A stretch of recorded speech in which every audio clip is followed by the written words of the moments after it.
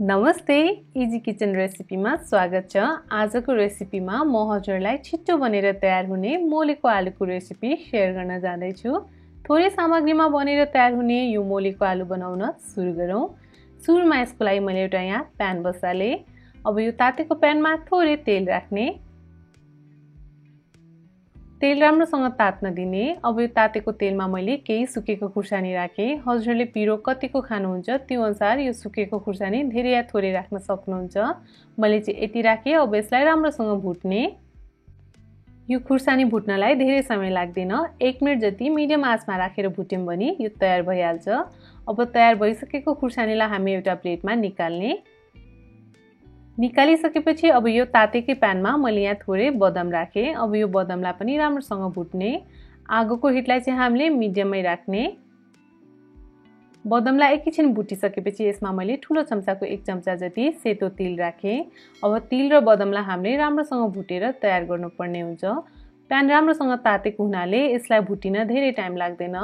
लगभग 2 मिनेट जति मिडियम आँचमा राखेर यसलाई भुटेपछि अब भने यो बदाम र तिल पनि भुटेर यहाँ तयार भइसकेको छ। अब भने ग्यासको हिटलाई अफ गरिदिने र यसलाई सेलाउन दिने। सेलाइसकेको बदाम र तिललाई अब एउटा मिक्सी जार लिने र त्यसमा राखिदिने।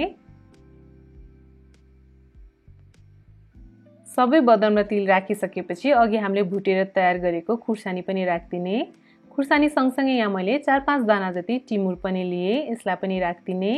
यो सँगसँगै थोरै लसुन लिने र यसलाई पनि राखिदिने। अब सानो कपबाट हाफ कप जति पानी राख्ने। पानी राखिसकेपछि यसलाई राम्रोसँग पिसेर तयार गर्ने। यतिको पिसिसकेपछि मोलेको आलुलाई चाहिने छोप बनेर यहाँ तयार छ। अब हामीलाई चाहिन्छ उसिनेको आलु। मैले लगभग 400 ग्राम जति आलुलाई उसिनेर यसरी छिलेर लिएकी छु। अब यो सेलाइसकेको छ। सेलाइसकेको आलुलाई हामीले यसरी काटेर तयार गर्ने। सबै आलुलाई यसरी काटेर तयार गरिसकेपछि एउटा ठुलो बाटामा हाल्ने। सबै आलु हालिसकेपछि हामीले सुरुमा तयार गरेको छोप यसमा हाल्दिने। छोप हालिसकेपछि यसमा स्वादअनुसार नुन पनि हाल्ने।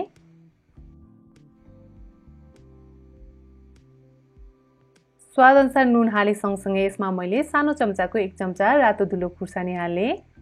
खुर्सानी हालिसकेपछि अब यसलाई झान्नको लागि तेल तयार गर्ने। त्यसको लागि मैले एउटा प्यान बसाले र तातेको प्यानमा ठुलो चम्चाले 1 चम्चा तोरीको तेल राखे।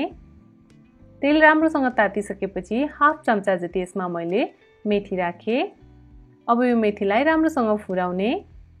यदि हजुरलाई पिरो मन पर्छ भने अझ हजुरले यसमा मसिनो गरी काटेको हरियो खुर्सानी पनि राखेर फुराउन सक्नुहुन्छ। मेथी यतिको फुराइसकेपछि ग्यासको हिटलाई अफ गरिदिने र यो तेललाई एकछिन सेलाउन दिने।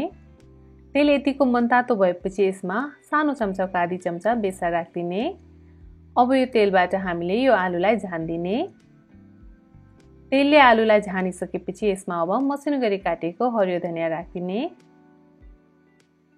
हरियो धनिया राखिसकेपछि यसमा स्वादअनुसार कागतीको रस राख्ने। यदि हजुरलाई मन पर्छ भने उसिनेको या पोलेको टमाटरलाई पिसेर पनि यसमा राख्न सक्नुहुन्छ र मसिनो गरी काटेर प्याजलाई पनि राख्न सक्नुहुन्छ। टमाटर राखेर बनाएको मोलेको आलु अलि चाँडै नै बिग्रिने हुँदा मैले चाहिँ यसरी छोप मात्र राखेर बनाए। यसरी बनाएको मोलेको आलु हजुरले फ्रिजमा 2-3 दिनसम्म राखेर खान सक्नुहुन्छ।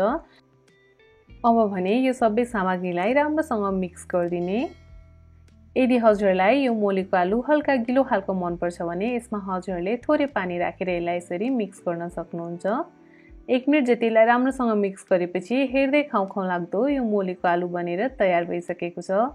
एकदमै थोरै सामग्रीमा छिट्टो बनेर तयार हुने एकदमै मिठो यो मोलेको आलु हजुरले पनि आउँदै गरेको तीजको दौरमा एकचोटि अवश्य बनाएर खानुहोला। र हजुरलाई यो रेसिपी कस्तो लाग्छ? यदि मन परेमा यो भिडियोलाई लाइक गरिदिनु होला र इजी किचन रेसिपीलाई सब्स्क्राइब गर्न भने नबिर्सिनु होला। Thank you.